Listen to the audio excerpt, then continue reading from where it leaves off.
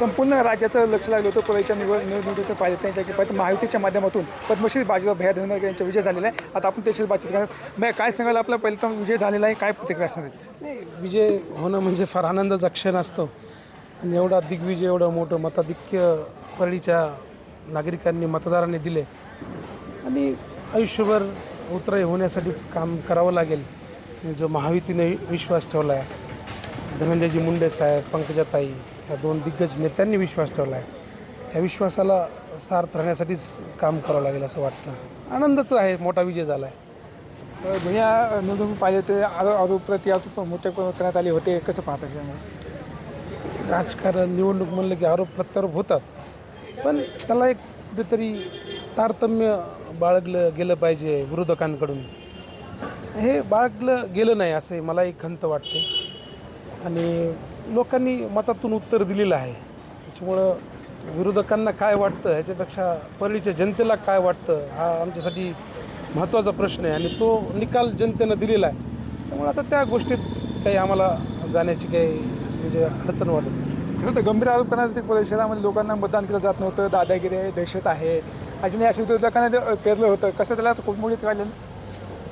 मुळात परळीचीच बदनामी करायचं षडयंत्र अनेक दिवसांपासून चालू आहे आणि हे परळीतलेच आमचेच लोक काही हस्तक झाले होते जे आत्ता उमेदवारीसाठी तिकडे गेले होते आणि तो बदनामीचाच तो प्रकार होता.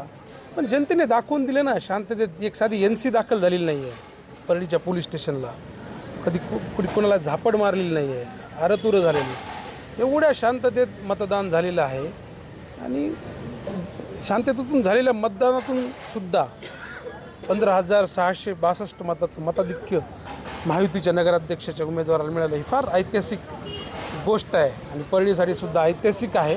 आता विरोधकांनी हे बाष्कळपणा बंद केला पाहिजे असं बोलणं आता की दहशत कामं भैया आता आपण तुम्हाला करायची बाकी आता शहरामध्ये पाहिजे तर केवळ रस्ते, नाल्या, पाणीपुरवठा हा तर करावेच लागतात, पण एक शहराचा एक सर्वांगीण जर विकास करायचा आहे तर आपली धूळमुक्त परळी करणे, आपलं वाचनालयाचं लोकार्पण लवकर करणे, जास्तीत जास्त उद्यानांची संख्या करणे, आपलं ज्योतिर्लिंगाचं पंचम ज्योतिर्लिंगाचं ठिकाण आहे, जी प्रसाद योजना आहे जी की धनंजयजी मुंडे साहेबांनी केंद्राकडे प्रस्ताव दिला आणि धनुभाऊ आणि पंकजाताई हे दोन महायुतीतील दिग्गज नेते आहेत.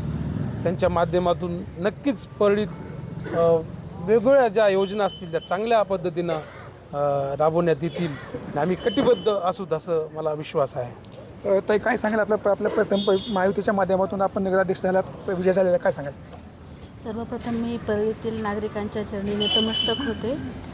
त्यांनी ही जे भरघोस मतांनी विजय झालेला आहे तो एक सन्मानजनक विजय तर आहेच आहे, पण त्याचबरोबर एक खूप मोठी जबाबदारी देखील त्याच्या पाठोपाठ आलेली आहे आणि परळीतील जनतेने जो विश्वास दाखवलेला आहे तो सार्थ करण्यासाठी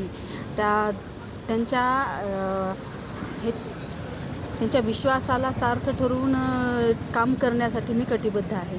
गेले 15 दिवस झाले पाहिलं तर गजानन सोनवणे असतील, परळीमध्ये तळ चुकून त्याने प्रचार केलेला होता, लोकांच्या गल्लीवर केला होता, त्याचा काही परिणाम झाला आपल्यावर?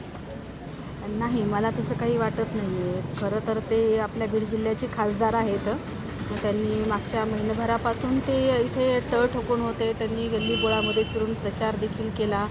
त्यांनी असं नेमकं का केलं हा देखील प्रश्न आहे, पण तरी देखील काही असा जनतेने त्यांचा जो ठाम निर्णय होता त्यावरती ते ठाम राहिले आणि ज्याप्रमाणे प्रचार करत असताना त्यांनी आम्हाला विश्वास दिला की आम्ही तुमच्या पाठीशी खंबीरपणे उभे आहोत, त्याच पद्धतीनं त्यांनी तो विश्वास सार्थ देखील करून दाखवलेला आहे. भरघोस मतांनी विजय येथे आम्हाला मिळवून दिलेला आहे. आपण एक महिला आहेत, महिला अध्यक्ष झालेल्या आहेत. काय आता महिलांच्या समस्या असल्या शहरामध्ये काय काम महिलांचं तुम्हाला नेमकं करायचं काम कोणते बाकी आहेत असे?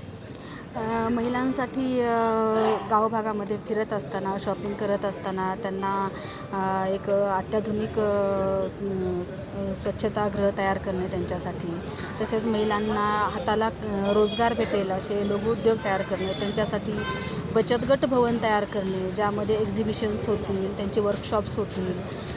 त्याचप्रमाणे त्यांच्यासाठी 24 तास एक हेल्पलाईन चालू करणे, हे महिलांच्या दृष्टीने करायचे कामं तर आहेतच. त्याचबरोबर परळीचा देखील सर्वंकष विकास करायचा आहे, त्यासाठी देखील मी कटिबद्ध आहे. तर परळीकरांसाठी मला सर्वाधिक विकास करायचा असं देखील ते पद्मश्री बाजू भैया यांनी मला सांगण्यात आलेलं आहे. त्यामुळे पासून विकास वागण्याचा मी संभाजी मुंडे माहिती परळी बीड.